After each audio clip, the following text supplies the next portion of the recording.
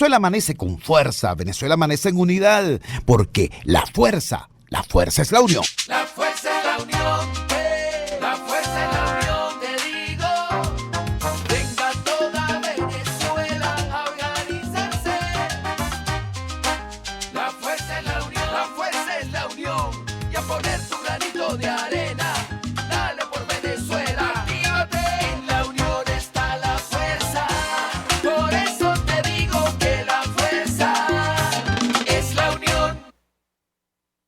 Muy buenos días, Venezuela, bienvenidos todos a este su espacio. La Fuerza de la Unión, una tribuna abierta de la sociedad democrática venezolana para compartir con todos ustedes, más allá de cualquier crítico puntual, partidista o ideológico, la angustia, la preocupación, la justa indignación por lo que hoy está ocurriendo en nuestro país y también la certeza, la confianza, la esperanza de que trabajando juntos, de que remando unidos en la misma dirección, seremos capaces de construir la Venezuela de trabajo y de respeto, la Venezuela con alimentos y con medicinas, la Venezuela con democracia y con libertad, que todos necesitamos y que ciertamente todos merecemos. Una primera consideración antes del inicio de nuestra agenda prevista para hoy, martes 26 de mayo, tiene que ver con el tema de la represión. Ojo con esto, aquí viene una situación muy compleja. El gobierno no tiene liderazgo, no tiene carisma, no tiene dinero, no tiene imaginación, no tiene recursos de imaginación para enfrentar una crisis descomunal, la que ellos han producido en nuestro país y la que se enfrenta también a nivel planetario. No lo tienen. Recurren al expediente primario, al expediente primitivo, al cerebro reptil, a la represión.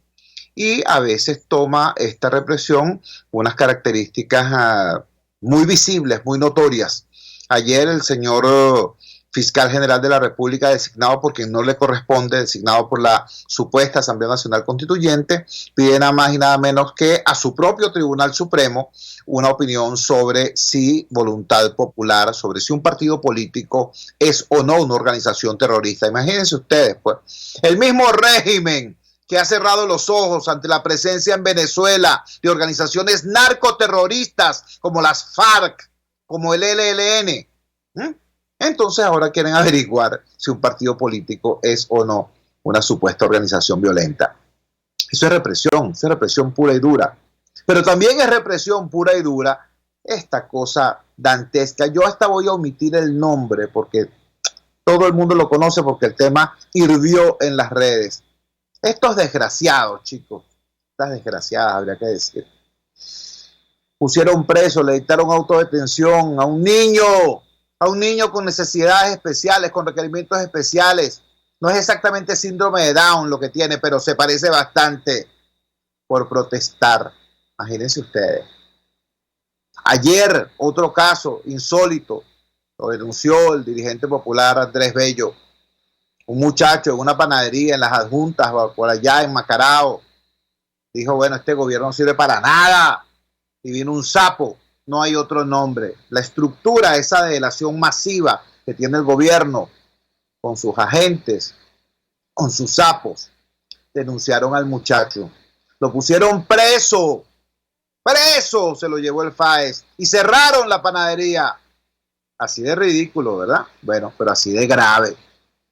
Última guinda de este tema, lo ocurrido en Maracaibo. 3 días tenía el gobernador chavista de Maracaibo, el señor Prieto, anunciando que había un brote de coronavirus en pleno centro de Maracaibo, en el mercado de las pulgas. 3 días estuvo el señor Prieto con ese ayayay, con ese llantén, y nadie le hacía caso aquí en Caracas, chicos. Venían el señor Rodríguez o la señora Rodríguez o el mismo Maduro, estaba en su parte nacional y nadie le hacía caso hasta que ayer descubrieron, hay un brote en Maracaibo, hay un brote del mercado de las pulgas, y resolvieron eso, y dicen ellos, ¿cómo? Con una tanqueta y con gas lacrimógeno. A lo mejor ahí hay una situación particular X, ¿no? A lo mejor una protesta de comerciantes tratando de enfrentar el decreto de cierre del mercado X, pero esa situación, esa tanqueta contra el brote de coronavirus, esa utilización del gas lacrimógeno a propósito de este tema, nos revela, nos emblematiza una situación muy seria. Estos tipos le están dando un tratamiento policial y militar a una situación que tiene que tener un tratamiento civil y médico. ¿Tú me entiendes? Entonces, todo eso, desde lo de voluntad popular hasta lo de las pulgas, pasando por el del niño especial a quien un tribunal de la República le dictó autodetención por protestar. De lo uno a lo otro, pasando por ese exabrupto, todo eso es represión y tenemos que estar muy, muy atentos. Otro tema que es muy importante, sobre todo para los caraqueños,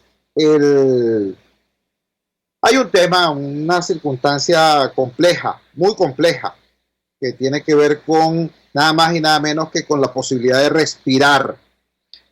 Hoy es noticia que ocupa un titular importante en el portal del diario El Nacional.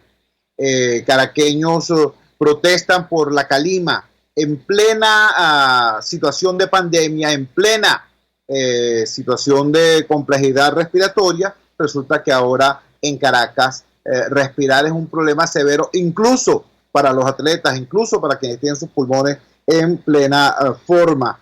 Escuchemos lo que al respecto nos declaró Marlene Sifontes. ¿Cuál es la causa de la calima en Caracas? Marlene Sifontes, como ustedes saben, es activista ecologista. Escuchemos. Vamos a conversar de inmediato con Marlene Sifontes. Marlene Sifontes es activista ecologista y es lideresa sindical en el Instituto Nacional de Parques Imparques, en el sindicato de Imparques. Hemos visto con preocupación sus mensajes en las redes sociales a propósito de esta profusión de incendios forestales. Ya prácticamente no se puede hablar de que tal día hubo un incendio, tal día hubo otro, sino que hay una especie de incendio continuado en el entorno de la ciudad capital. Marlene, gracias por atender nuestra llamada madrugadora. ¿Qué está ocurriendo en lo que alguna vez fue zona protectora y ahora es zona de incendio en el entorno de Caracas? Te escuchamos. Buenos días. Buenos días, Chugo. Bueno, nosotros hemos estado denunciando desde la semana pasada unos eventos que se han venido presentando en el Parque Nacional de Távila a la altura de Guarenas y Guatire. Y en el sector Culebilla son unos incendios que si bien el de Culebilla no fue atendido y el que hay en Guarenas y Guatire fue atendido hace aproximadamente 15 días y ya para el día jueves el personal estaba sumamente agotado, mal alimentado y de verdad no podían continuar en las labores. Eran más o menos alrededor de 16 bomberos. Ellos decidieron retirarse porque ya no daban más en el combate. Era una zona bastante alta y tuvieron que retirarse porque no podían. Entonces el incendio, eso fue en un sector, pero había otros sectores en la parte de Guarena que estaba un incendio de gran proporción. Debo decirlo que para el día jueves era muy grande el incendio y se dirigía a la fila maestra en el sector donde se encontraba. Ahí no hubo combate, ¿verdad? Y no hubo combate ni el jueves, ni el viernes, ni el sábado, y ese incendio pues pudimos observar el día de ayer que hay unas imágenes satelitales de Estados Unidos donde refieren el incendio que hay en Guarena. Adicionalmente, el día viernes se presentó un incendio en el Parque Nacional Macanao, el cual ayer todavía se encontraba activo. También reportaron incendios en las costas del estado Vargas, en lo que llaman Pozo del Jura y en Chuspa. Pero hace 15 días también a nivel de los Caracas hubo un gran incendio que más o menos duró en combate. Los muchachos duraron como 13 a 14 días. Entonces la solución que han dado los que hoy están en la comandancia de Imparque, por lo menos para ellos no es importante los sectores de Guarenas y Guatire, como tampoco el de la carretera vieja, que también estaba activo para el día jueves a la altura del Fortín. Para ellos los incendios en el Ávila que preocupan son los que se ven, pero esos que están más allá no se están atendiendo y el personal queremos decir. Ya va Marlene. Nos estás diciendo que para la Gerencia Superior de Parques los incendios importantes son los que se pueden ver, digamos, desde el centro de Caracas, desde la zona norte de Caracas, pero que aquello que está hacia Macarao, por ejemplo, o hacia Guarena, por ejemplo, o sea, lo que no se ve es como cuando meten la basura bajo la alfombra. ¿Es así? Sí, en el Parque Nacional del Ávila es así, y eso va referido a la comandancia de bomberos, específicamente al señor Miguel Matani y Alexis Granado, que son los que deberían tener la responsabilidad de hacer la planificación para el combate, de atender no solamente de manera oportuna y adecuada, hacer las estrategias para el mejor combate, la mejor estrategia para combatir los incendios. O sea, ellos no se ocupan de eso. De hecho, los incendios en Guarena se están propagando y se van propagando y no hay combate. Ya ahorita, ya para el día de ayer, ya los muchachos no podían acceder porque ya llegó a la parte alta, o sea, están en el bosque. Por eso es que las imágenes satelitales lo visualizan muy rápido porque está en el área del bosque. Y eso es lo que está pasando. Y lo otro grave es que cuando en el mes de abril se presentaron los grandes incendios en Caracas, trajeron personal de los bomberos de todo a nivel nacional. Y estas personas, a estos compañeros, no les dejaron descansar lo suficiente, lo tenían evento tras evento, y ellos empezaron a quejarse porque no comían bien, de acuerdo al esfuerzo que hacen, no están así alimentados.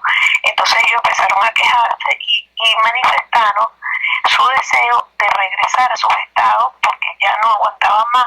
Pues la Comandancia General de Bomberos Forestales de Parque no gestionó su traslado y muchos se han ido a sus hogares en cola, y hay otro personal que ha renunciado. Esa es la realidad. Entonces es muy lamentable lo que ha pasado. Gracias a Dios no han habido accidentes con nuestros compañeros, pero ha sido una absoluta irresponsabilidad de estas personas que están al frente de la Comandancia General de Bomberos a exponer a nuestros compañeros. Entonces o sea, la gente decía que porque la calima, claro, o sea, la gente no sabe lo que está pasando. Nosotros nos enteramos por la gran preocupación de los compañeros, la impotencia que tienen, y aparte de eso, que ya no tienen uniforme, no tienen botas, están mal alimentados, y bueno, que decir del salario que no alcanza para nada. Entonces llegan a su casa después de días metidos en montaña, en combate, llegan con las manos vacías porque el salario no les da para comprar comida.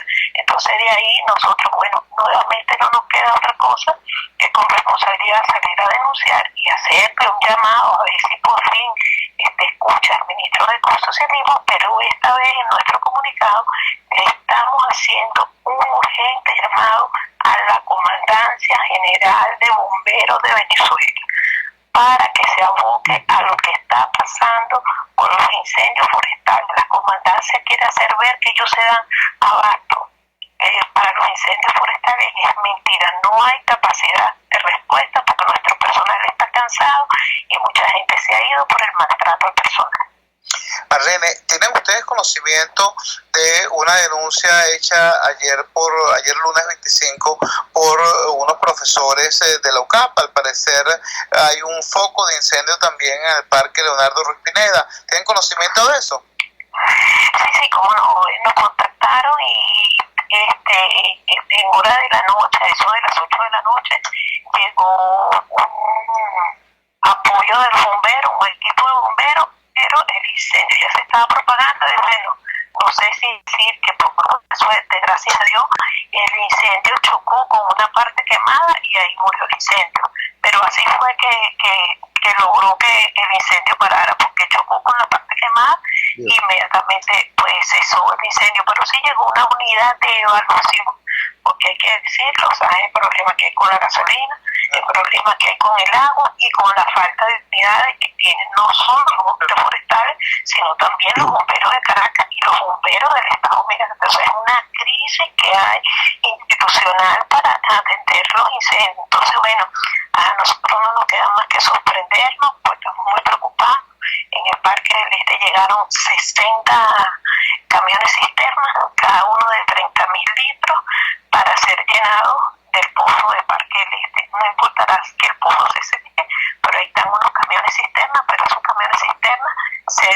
para llevar agua a los hospitales, a las comunidades, pero no para atender los incendios, porque cuando son grandes incendios no se necesitan los camiones cisternas, se necesitan son aperjadoras, combate cuerpo a cuerpo por tierra y el apoyo aéreo, que es muy importante. Pero es lamentable lo que pasa en el área de Guarena del Parque Nacional del Ávila, porque como no está a la vista de todo, pues los ilustres jefes que dirigen la comandancia de bomberos con total ineptitud y irresponsabilidad han dejado que ese incendio se propague. Y entonces están los incendios por la carretera vieja de La Guaira, hasta por Culebrín, está en Guarena, está en la parte de La Guaira, y podemos decir que hay una irresponsabilidad cuando eso, pero también hay la irresponsabilidad por la quema que hay, que viene desde Barlovento, que va desde Barlovento, que hay en Guarena, en Guatire, en las zonas de Caracas, y entonces con los vientos que hacen de este a oeste, eso pone la gran calima que está afectando a los ciudadanos, y que en estas épocas con el coronavirus, bueno, es una complicación más que está teniendo el pueblo caraqueño, porque de verdad eso afecta a la vía respiratoria. Marlene, te agradecemos vivamente que nos hayas regalado estos minutos en esta madrugada del martes 26. Un gran abrazo y buenos días. Saludos, gracias, Raúl. Marlene Cifontes, activista ecologista, dirigente sindical en Parques, dándonos esta información para ubicarla en un contexto muy sencillo.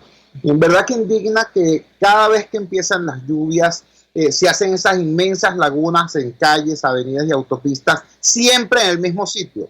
Siempre en el mismo sitio, la misma laguna. ¿Por qué? Porque estos ineptos ni siquiera saben darle mantenimiento al sistema de alcantarillado. Bueno, lo mismo pasa con el fuego. Los incendios forestales son estacionales, son previsibles, se sabe cuándo van a arreciar, y para eso existe un conjunto de protocolos de actuación desde el establecimiento de cortafuegos hasta el mantenimiento a punto de la presta operacional de los bomberos forestales y de los demás cuerpos de bomberos. Pues no, chicos, no hay manera. Caracas está rodeada, antes se llamaba zona protectora vegetal, ahora es un anillo de fuego. Y estos ineptos, insisto, sacándole, bueno, el jugo al esfuerzo y al heroísmo de nuestros bomberos, sin darle los recursos, sin darle los materiales y sin hacer el trabajo previo de preparación. Esa es la situación, esa es la denuncia, y por eso, mi querido amigo, mi querida amiga, en este momento en la ciudad de Caracas, hasta respirar es una hazaña por la calima. Vamos a la siguiente pausa comercial y ya regresamos con muchísimo más de La Fuerza. La fuerza es la unión. Usted escucha Unidad, la fuerza es la unión, con Chuo Torrealba por RCR 750 AM. Sintonícenos a través de Periscope, @RCR750, la radio que se ve. En RCR somos vanguardia. Toda la programación de tu RCR también la puedes seguir a través de la internet. Audio y video en tiempo real. Noticias y mucho más. No te pierdas ni un segundo de nuestra programación. No hay excusa ni cadena que valga para que dejes de escucharnos. Ingresa a rcr.tv, la radio que se ve. En la crisis se encuentran las oportunidades. Aquí en Sin Estrés se las mostramos con invitados especiales que nos regalan sus experiencias por una Venezuela mejor. Cada tarde, de lunes a viernes a las 3, desde el emprendimiento, la educación, la salud y el entretenimiento. Por nuestra calidad de vida se nos hace necesario tomar un respiro del agobio diario, dedicar unos minutos a la salud mental y emocional para vivir sin estrés. Sin Estrés, de lunes a viernes a las 3 de la tarde por RCR 750 AM y rcr.tv, la radio que se ve. Opinión, ideas en debate. Usted escucha a Chuo Torrealba en Unidad, la fuerza es la unión, por RCR. Regresamos a La Fuerza es la Unión. Decíamos al principio del programa, de comentario editorial, que ante la crisis generalizada provocada por ellos mismos y la coincidencia de esa crisis local con la catástrofe planetaria que significa el coronavirus, el régimen sin recursos, sin liderazgo, sin carisma y sin saber qué hacer, es decir, sin capacidad técnica ni profesional para guiar a la sociedad venezolana en una situación tan compleja como esta, recurre al expediente básico, al expediente primario, que es la represión. Poníamos ejemplos, el muchacho detenido y el cierre de un establecimiento comercial ayer en Las Adjuntas, acá en Caracas, Parroquia Macarao, por el delito de que el muchacho dijo que este gobierno no servía para nada. Imagínense ustedes. O la detención y el procesamiento judicial a un niño con requerimientos especiales. No es exactamente síndrome de Down, pero se parece mucho la condición que tiene este niño. Ni siquiera la voy a identificar por respeto, pero todo el mundo sabe de qué caso estamos hablando porque hirvió ayer en las redes sociales. Bueno, porque el niño estaba protestando. Un niño especial. Desde eso hasta la situación planteada con voluntad popular es algo grave como hecho y mucho más grave aún como síntoma. Tenemos en línea al doctor Ali Daniels. Ali Daniels es directivo y vocero de la organización no gubernamental Acceso a la Justicia, porque este tema tiene que ser visto en esa perspectiva, en la perspectiva de violación de los derechos humanos. Ali, gracias por atender nuestra llamada madrugadora. ¿Qué criterio jurídico puede estar detrás de esta solicitud que hace el fiscal general designado por quien no corresponde al Tribunal Supremo de Justicia del gobierno de Maduro? Te escuchamos. Muy buenos días, Chugo. Muchas gracias por la invitación. Bueno, cuando uno ya piensa que el Tribunal Supremo no puede llegar a una situación, digamos, más alejada del derecho, luego de esta sentencia inejecutable de DirecTV que deja mucho que desear en cuanto a lo que es la justicia en Venezuela, ahora nos encontramos con esta solicitud de el fiscal designado por la irrita Asamblea Constituyente, donde pide un recurso de interpretación. Hasta ahí no sería nada particular. El tema es que un recurso de interpretación, por su esencia, es eso. Yo le pido al Tribunal Supremo que me interprete una norma legal, que es lo que dice la Constitución. Ellos después agregaron que también podían interpretar la Constitución y al final la Constitución es lo que la Sala Constitucional diga que es y no lo que realmente es. Pero quitando eso, el punto es que el recurso de interpretación es un tipo de recurso que se llama también de mero derecho. ¿Por qué? Porque yo solamente voy a analizar el alcance y sentido de una norma legal y hasta ahí no habría problema. El problema es que además le agregó que en la Sala Constitucional le diga si un partido político, en este caso Voluntad Popular,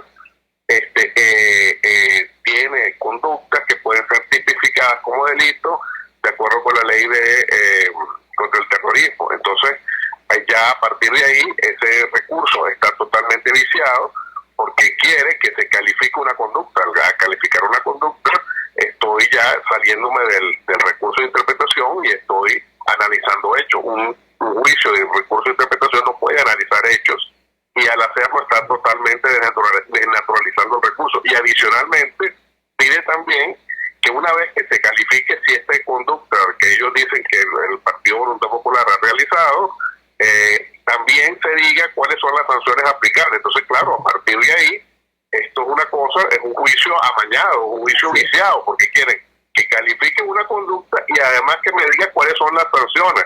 La pregunta es, una vez que el Tribunal Supremo haya hecho esto, ¿qué tribunal va a decir lo contrario? Evidentemente hay un juicio anticipado y una condena anticipada, una violación flagrante al derecho a la defensa de voluntad popular que va a ser condenado sin poder defenderse y sin un proceso debido. Esto realmente es una muestra más de lo que ha quedado de la patética situación en la que ha quedado el derecho en Venezuela. Estamos conversando con el doctor Ali Daniels, directivo y vocero de la organización no gubernamental Acceso a la Justicia. Dos dimensiones que quería consultar tu opinión, dos dimensiones de este asunto, de este problema. Por un lado, es público y notorio cómo esa Fiscalía General de la República, ese Tribunal Supremo de Justicia, ese aparato de administración de justicia ha prácticamente cerrado los ojos ante la presencia en nuestro país de organizaciones que sí son reconocidas internacionalmente como organizaciones terroristas, es más, como organizaciones narcoterroristas. Me refiero, por ejemplo, a las FARC y también al Ejército de Liberación Nacional, ambos de origen colombiano. ¿Cómo se explica que una instancia del Estado venezolano, repito, que no se ha molestado en investigar la presencia de actividad de estas organizaciones terroristas en nuestro país, señale como terrorista a un partido político? ¿Qué hay detrás de ese tipo de conducta? No, obviamente se trata de una nueva manifestación de la represión que hay en el país, de la utilización, además en este caso, de una serie de hechos que lo que quieren es precisamente convertir a Voluntad Popular. Y además quiero advertir algo. El tema de que se declare a Voluntad Popular como una organización terrorista implica que hasta el más humilde miembro de esa organización es un potencial delincuente y en consecuencia está sujeto a persecución. Esto es una cosa muy grave que no solamente afecta, digamos, a los dirigentes de Voluntad Popular, sino a cualquier persona que haya sido simpatizante o miembro de ese partido. Es una carta blanca para la persecución y, como muy bien dice, esta ley, en vez de aplicarse a los que realmente, efectivamente, utilizan la fuerza y trafican con sustancias prohibidas en el país, no es así, no les es aplicable. En el caso del ELN, lamentablemente tenemos contacto con organizaciones del Estado Bolívar que nos han confirmado que efectivamente esta organización hace vida en ese estado e incluso tiene a su cargo la extracción de oro en minas en ese estado. Entonces, ese tipo de cosas sí se permiten.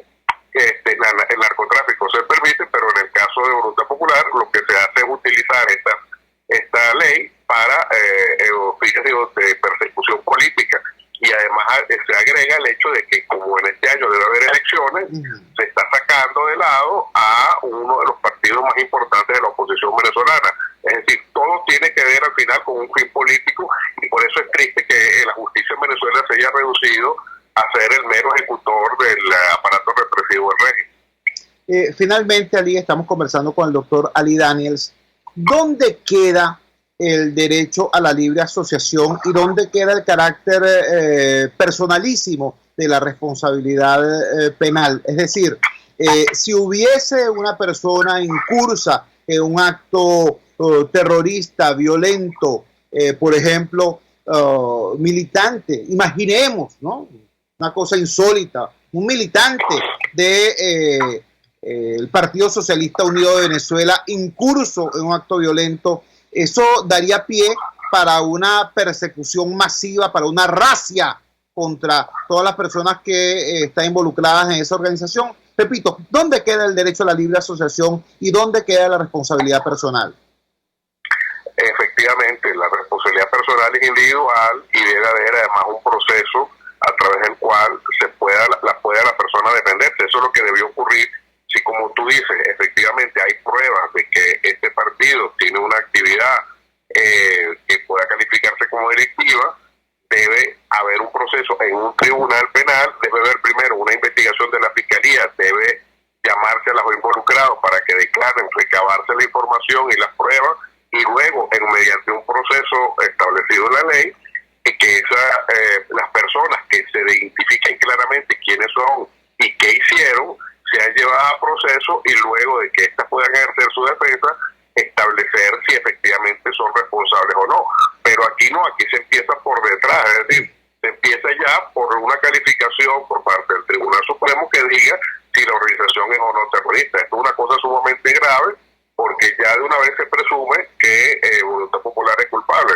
Por supuesto, a ninguno de nosotros nos va a sorprender cuál va a ser la decisión del Tribunal Supremo, pero lo cierto es que en la colectividad, la ciudadanía debe saber que eso es un juicio viciado, porque lo que debe ocurrir es que si hay personas que en concreto han ejecutado alguna acción que pueda ser calificada como delito, como cualquier otro ciudadano, tienen derecho a un juicio, y eso no es lo que está ocurriendo en estos momentos, lamentablemente.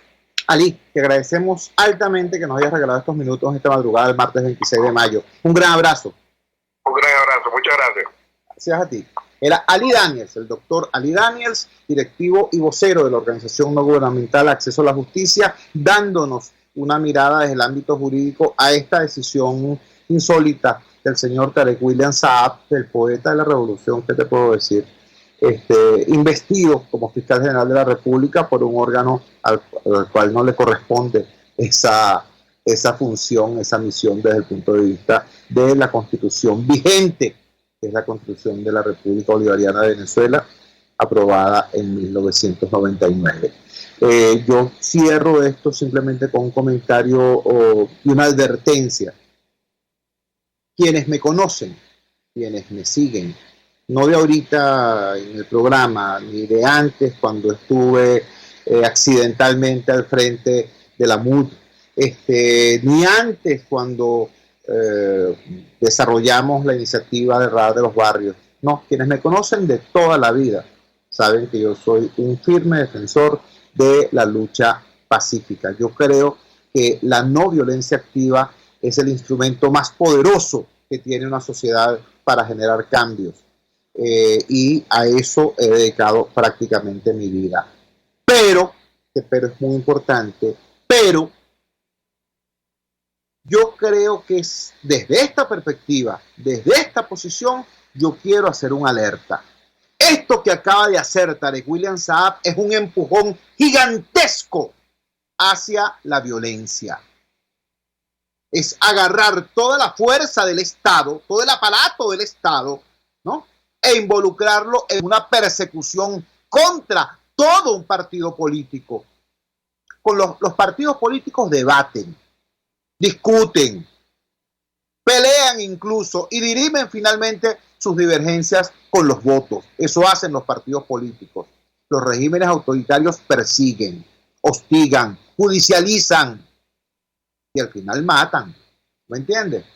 Entonces, repito, esto que acaba de ocurrir es algo muy delicado. No se trata de salir en solidaridad con un determinado partido, con un determinado líder o con una determinada orientación. No, ese no es el tema. El tema es la defensa del derecho de los venezolanos a vivir en paz. Ese es el tema. A nosotros que nadie nos ponga en el disparadero de decir, bueno, si te solidarizas con Voluntad Popular es porque apoyas esa línea y esa conducta, ¿no? Y eres cómplice entonces, o por el contrario, si no te solidarizas, entonces eres un traidor. No vale, no se trata de eso. Esto va muchísimo más allá de lo que significa esta agresión puntual contra esa organización. Es la defensa del derecho de los venezolanos a vivir en paz y a resolver pacíficamente los conflictos que tenemos. Eso que hizo ayer el fiscal designado por la írrita ANC, repito, es un empujón brutal. Un empujón a todo el país hacia la violencia. Y eso lo tenemos que rechazar todos los venezolanos, todos. Civiles, militares, izquierdistas, derechistas, opositores, gobierneros, todos los venezolanos que queremos vivir en paz, tenemos que rechazar ese tipo de conducta y la utilización del aparato del Estado como un garrote contra quien piense distinto. Eso es una agresión contra todos, no solamente contra esa organización política. Vamos a la siguiente pausa comercial y ya regresamos con muchísimo más de La Fuerza. La fuerza es la unión. Les estamos presentando Unidad, la fuerza es la unión, solo por RCR 750 AM. Puedes seguirnos en nuestras redes sociales. En Twitter, @RCR750, la radio que se ve. Los temas de actualidad más relevantes son expuestos a la luz de La Linterna. Diego Bautista Urbaneja le invita a formar parte de este ameno espacio de charla y análisis con una buena taza de café y al son de buena música. La Linterna, de lunes a viernes, a partir de las 2 de la tarde, por RCR 750 AM. RCR 750 AM, porque lo bueno une.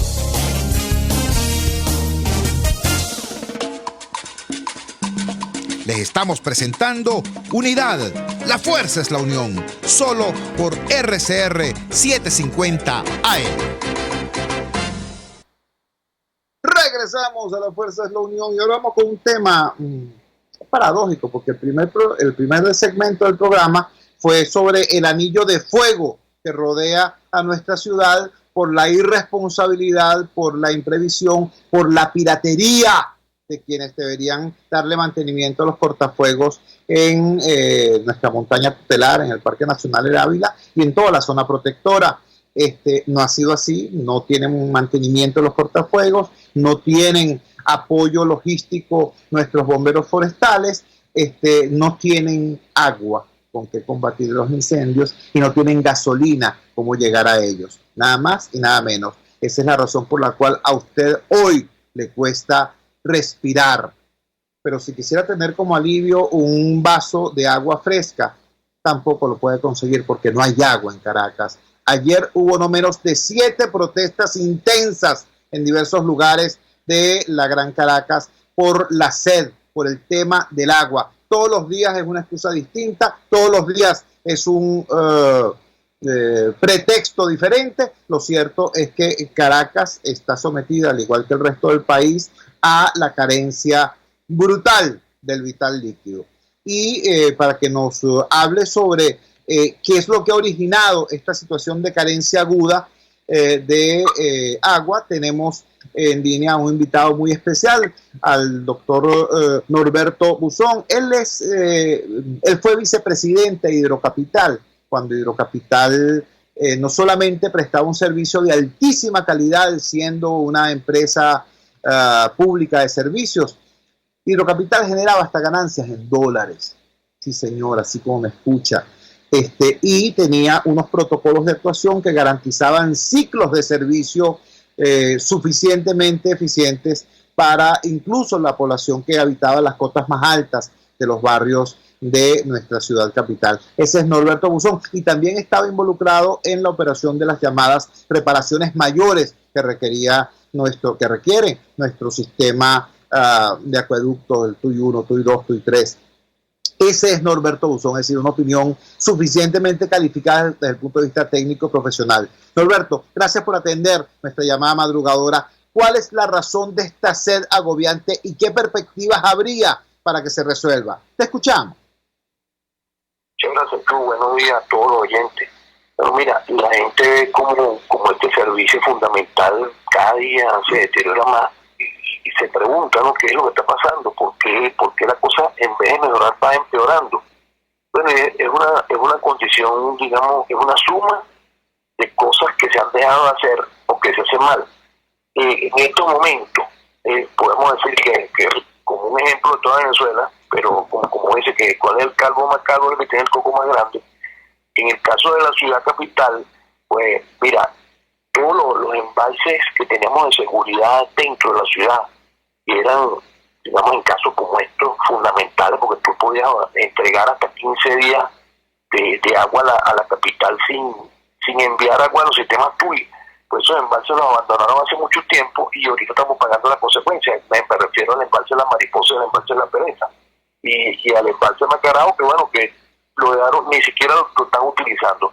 Entonces, cuando tú tenías problemas en los sistemas TUI, pues tú agarrabas y sacabas tu agua que tenías almacenada, así como en el edificio tuyo tenías agua almacenada cuando tienes un problema grave, bueno, y la sacas allí.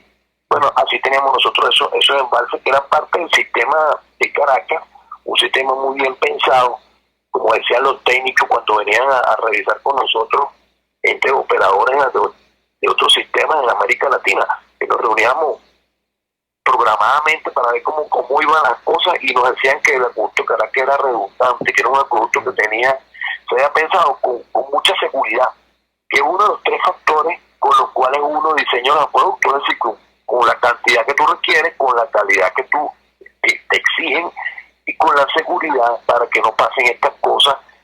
Pero esas cosas son, digamos, eventuales. Lo que pasa es que ya en Venezuela eso son cosas que son parte de la cotidianidad. Ahora, en estos momentos, lo que está pasando hoy en el acueducto es que ha llegado a tal deterioro las instalaciones de los sistemas TUI, que estamos por debajo de la mitad de la capacidad de envío de Caracas. Y eso se le sumó en estos últimos días una estación de bombeo que se ha convertido en fundamental, que es la estación de bombeo de Taguacita, que es la que trae las aguas del embalse de Taguasa hasta el sistema TUI.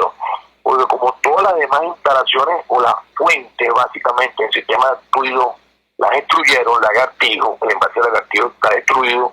Ese embalse, para que tengan una idea de la forma en que se están manejando los embalses, ¿no? Ese embalse terminó el invierno, y cuando estaba terminando el invierno, el mes de octubre ya estaba vacío. Dios. La única manera que suceda eso en un embalse es que tú botes el agua del embalse, no hay otra, ¿no? Entonces, dejaste perder el Lagartijo, dejaste perder Quebrada Seca, el otro embalse de seguridad, dejaste perder el río Tuy, y solamente puedes traerle agua a los caraqueños por sistema, para la parte este de la ciudad, de Taguacita. Bueno, lamentablemente falló esa estación. Bueno, ya venía cojeando, por supuesto, y pues el sistema Tuy en las últimas 3 semanas pues se ha enviado muy poca agua. Y ayer, lo que tú decías, un paneo de lo que está sucediendo en Caracas, lo que te dice que esto no es un problema de clase pobre y clase media, esto es un problema de toda la sociedad caraqueña. Está cayendo en, vamos a decirlo así, en un estado de emergencia con respecto a este servicio de agua potable.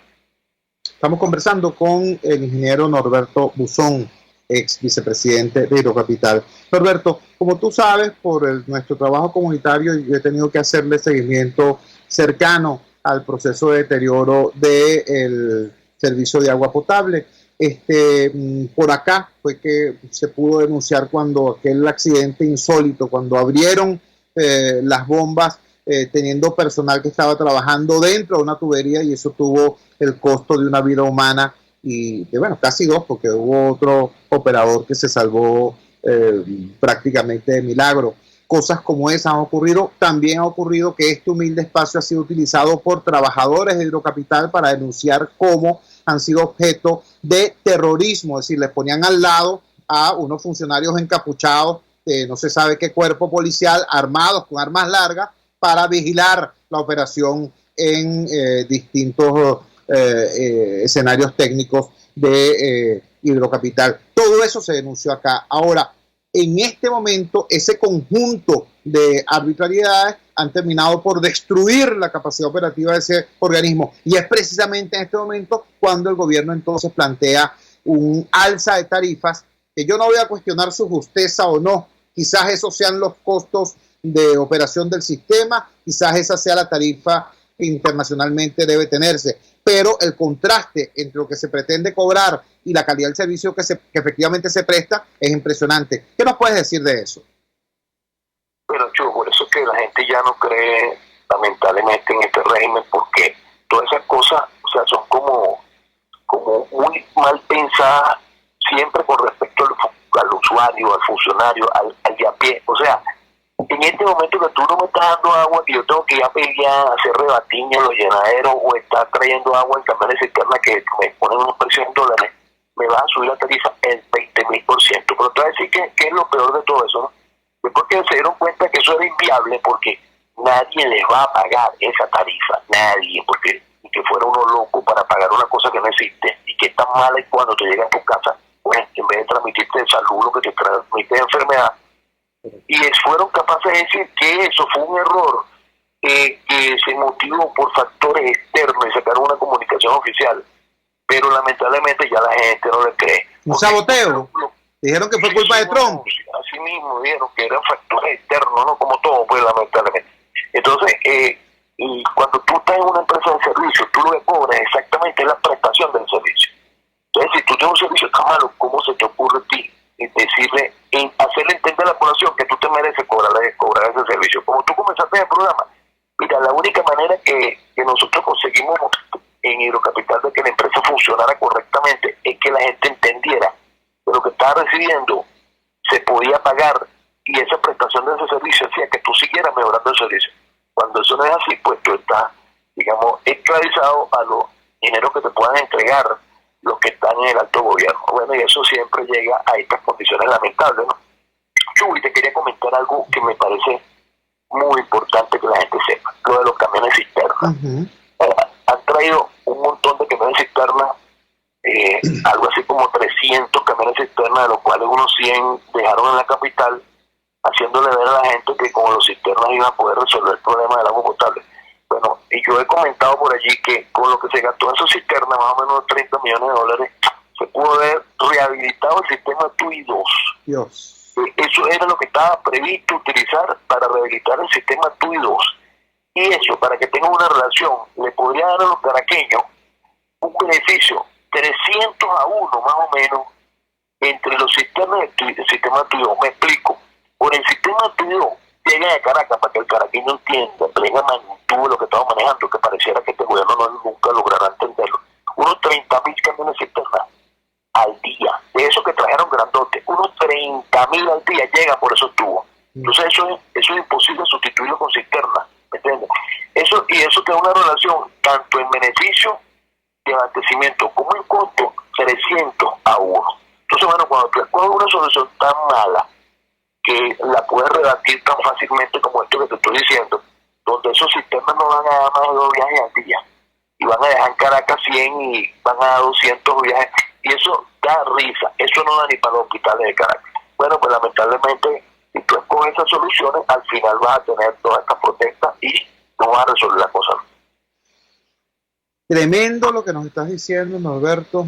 Qué dolor, qué rabia. Norberto Buzón, ex vicepresidente de Hidrocapital, nos acaba de informar que el costo de traer esos 300 camiones cisternas, 30 millones de dólares, ¿fue que dijeron, Norberto? Sí, por ahí. 30 millones de dólares hubiera bastado para rehabilitar el sistema TUI 2, y por el sistema TUI 2 hubiera llegado a la ciudad capital el equivalente a 3.000 camiones cisternas.